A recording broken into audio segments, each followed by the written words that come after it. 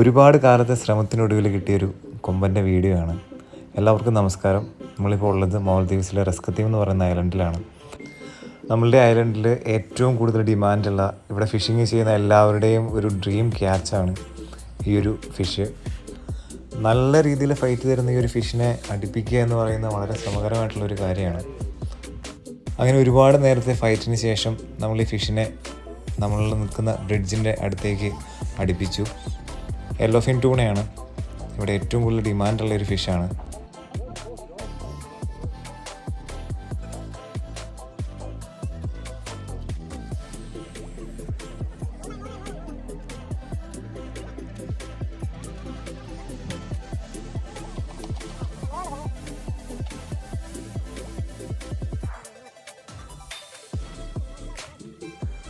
മീനിനെ ഇങ്ങനെ അടുപ്പിക്കുന്നതിൽ ഏറ്റവും ഇമ്പോർട്ടൻ്റ് ആയിട്ടുള്ളൊരു ഭാഗമാണ് ഇതിനെ ഗഫ് ചെയ്ത് കയറ്റുക എന്നുള്ളത്.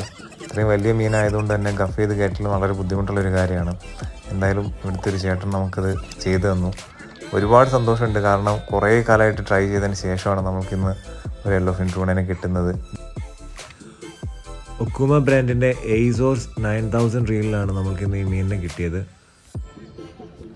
12 കിലോയോളമായിരുന്നു ഈ ഒരു മീനിൻ്റെ തൂക്കം. മറ്റൊരു ഫിഷിംഗ് വീഡിയോയുമായിട്ട് വീണ്ടും കണ്ടുമുട്ടാം. So thank you so much for watching.